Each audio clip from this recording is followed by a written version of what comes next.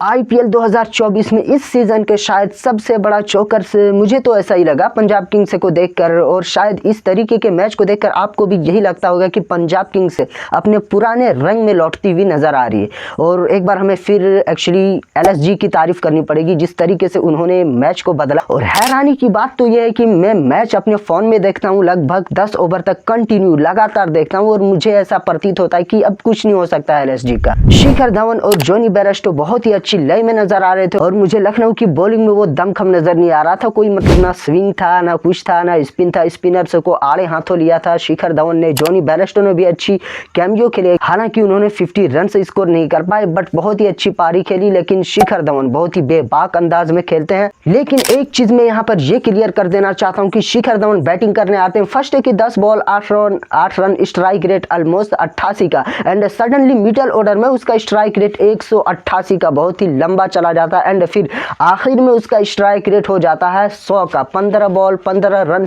तो ये कहीं ना कहीं दर्शाता है कि शिखर धवन को, मुझे लगता है कि स्पेशली आई पर्सनली थिंक कि शिखर धवन को ये मैच ना फिनिश करके जाना चाहिए था। और पंजाब किंग्स के स्क्वाड में वो एक्सपीरियंस नहीं है। अगर एक्सपीरियंस है तो लिविंगस्टन जो कि इंजर्ड है, कहाँ वो खेल पा रहे थे भाई, आ रहे थे बहुत ही स्ट्रगल कर रहे थे। वो आखिरी के ओवर में मारते हैं, कुछ 1-2 छक्के मार देते हैं, और मुझे कहीं पे पंजाब किंग्स की बैटिंग में वो दम नजर आई नहीं। पहले 10 ओवर में तो लग रहा था कि इन्हीं के पक्ष में पूरा मुट्ठी में मैच है, बट अचानक से मैच देखना हूं तो एलएसजी जीत जाती है। लेकिन इस मैच के बीच में एंटी क्लाइमैक्स तो तब आता है, जब टर्निंग पॉइंट इस मैच का तब आता है जब एलएसजी एक नए बॉलर का डेब्यू करवाता है, मयंक यादव। एक्चुअली इसको देख के मुझे बुमराह की याद आती है। मतलब इसके लिए स्पीड कंसिस्टेंसी से देखा मैंने किस तरीके से स्पीड को मेंटेन करके वो गति से, तेज गति से गेंदबाजी कर रहे हैं। जहां पर इसका स्लो वेस्ट बॉल कितना, आई थिंक 142 तो इसका स्लो वेस्ट बॉल है, एंड एवरेज बॉल 147, 150, 152, 155। गजब का, मतलब कहां से ये टैलेंट अभी तक छुपा के कहां के रखा था। अगेन कल का मुकाबला, कल है सुपर संडे, दो मैच, गुजरात बनाम सनराइजर्स हैदराबाद। अहमदाबाद के मैदान में एक्चुअली होगा ये मैच। तो क्या यहाँ पर स्पिन टू विन होगा? क्या गुजरात टाइटंस राशिद खान के साथ नूर अहमद को भी खिलाएगी? तो क्या ये दोनों मिलकर सनराइजर्स हैदराबाद के विदेशी फॉरेनर्स बल्लेबाजों को क्या पकड़ सकते हैं अपनी स्पिन से?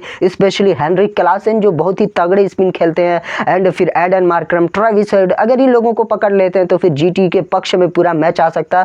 तो चलिए आज इस मुकाबले की कर लेते हैं बात की क्या उम्मीद की जा सकती है इस मुकाबले से। इस मुकाबले को लेकर एक्चुअली में मेरी सोच क्या है, मैं क्या इस मुकाबले के लिए प्रेडिक्ट कर रहा हूँ। Last but not the list, my prediction, इस मुकाबले से मैं ये उम्मीद करता हूँ कि इस टीम के ओपनर्स है ना, एक तरफ शुभमन गिल एंड दूसरी तरफ ट्रेविस हेड, मुझे ऐसा पता नहीं मन से आवाज आ रही कि ये दोनों में से ना कोई एक फेल होगा, कोई एक बहुत बुरी तरह से फ्लॉप होने वाला। अब शायद वो 0 रन पे आउट हो जाए, 1 रन पे आउट हो जाए, 2 पे 3 पे, कुछ कह नहीं सकते, मुझे तो ऐसा मन से लग रहा।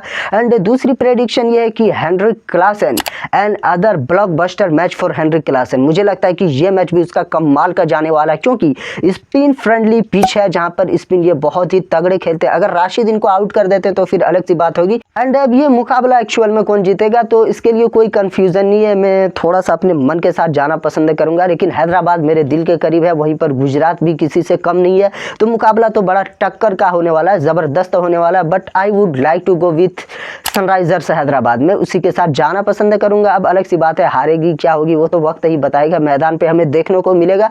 तो मैं यहाँ तो हैदराबाद के साथ कंटिन्यू करने वाला हूँ। रात के मुकाबले की कर लेते हैं बात, जहां पर चेन्नई सुपर किंग्स से अपना 2 मैच जीत के आ रही, वहीं पर दूसरी तरफ दिल्ली कैपिटल्स जो लगातार मैच पे मैच हारते हुए आ रही। तो क्या इस मैच में ऋषभ पंत कुछ अच्छा करने वाले हैं? मतलब पिछले 2 मैच में उस तरीके के लय में नजर आए नहीं, क्योंकि बॉलर उनके खिलाफ ना बहुत ही क्लियर माइंड सेट के साथ आते हैं, इस स्ट्रेटेजी के साथ आते हैं कि उनको ऑफ साइड में खिलाओ भाई, जितना हो सके उनसे बॉल को दूर रखो, क्योंकि वो वहां पर ना थोड़ा सा मतलब उनकी कमजोरी है। तो इस माइंड सेट के साथ अगर आते हैं तो चेन्नई को तो पता है कि किसकी क्या वीकनेस है क्या नहीं है, तो वो भी आई थिंक इसी माइंडसेट के साथ आएंगे। और वहीं पर शिवम दुबे इस तरह चेन्नई सुपर किंग्स के उसके साथ भी टीम में बहुत, क्या हर टीम यही स्ट्रेटेजी के साथ आती है कि उनको ना थोड़ा सा मतलब शॉर्ट बॉल उनके खिलाफ यूज किया जाए, उनके सामने तीखा बाउंसर एक्चुअली लगाया जाए तो वो कहीं ना कहीं शांत रहते हैं। तो देखने में बहुत ही दिलचस्प होगा, चाहे ऋषभ पंत का बल्ला चलेगा या फिर शिवम दुबे अगेन एक से बहुत बड़ा नॉक खेलेंगे तो मजा आएगा। एंड ऑफ कोर्स बात कर लेते हैं छोटे से प्रेडिक्शन की, मतलब हमारे हमारी प्रेडिक्शन सही भी हो सकती है, गलत भी हो सकती है। एक्चुअली इस मुकाबले में होने क्या वाला है,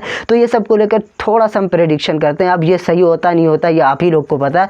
तो मैं क्या सोच रहा हूँ कि इस टीम में ना शिवम दुबे एंड उधर से मिचेल मार्श, ये दोनों में से ना कोई एक बहुत ज़बरदस्त उसका बैड डे जाने वाला है, मुझे ऐसा प्रतीत होता है। एंड दूसरा प्रेडिक्शन ये है कि दीपक चहर जो स्विंग कराते हैं फर्स्ट ओवर से लेकर, एंड दिल्ली की तरफ से स्पेशली मैं एंड्रिक नोकिया के साथ जाना पसंद करूंगा। तो ये दोनों मिलकर मुझे लगता है कि कम से कम 3 विकेट से निकालें। अगर दीपक चहर का दिन अच्छा चला गया तो वो अकेला खुद से ही कर सकता है। एंड एंड्रिक नोकिया भी उसी तरीके का गेंदबाज है जो एक्चुअल में वो खुद भी अकेले ये काम कर सकते हैं। And last but not the list कि ये मुकाबला जीत कौन रहा है। दिल्ली कैपिटल से जो लगातार मैच हार के आ रही है, एंड चेन्नई सुपर किंग्स से जो रुकने का थमने का नाम ही नहीं ले रही। विसल पोडू, विसल आर्मी का मतलब झंडा सा लहराया हुआ आईपीएल में। तो हालांकि मैं अगर चेन्नई के साथ चला जाऊं तो मुझे इस तरीके का मैच में ना एक्चुअली मज़ा नहीं आता। मुझे मज़ा उस टीम में आता है जो एक्चुअल में कमज़ोर हो। और मतलब मैं ऐसा नहीं कह रहा कि दिल्ली कमज़ोर है, बट कहीं ना कहीं वो अच्छे से क्रिकेट खेली नहीं, उनका भी बेस्ट आना बाकी है। तो मुझे दिल्ली के साथ में जाना पसंद करूँगा। मुझे ऐसी टीमों को सपोर्ट करने में बहुत मज़ा आता है जो एक्चुअल में हारती है। तो मैं तो उसी के साथ कंटिन्यू करने वाला।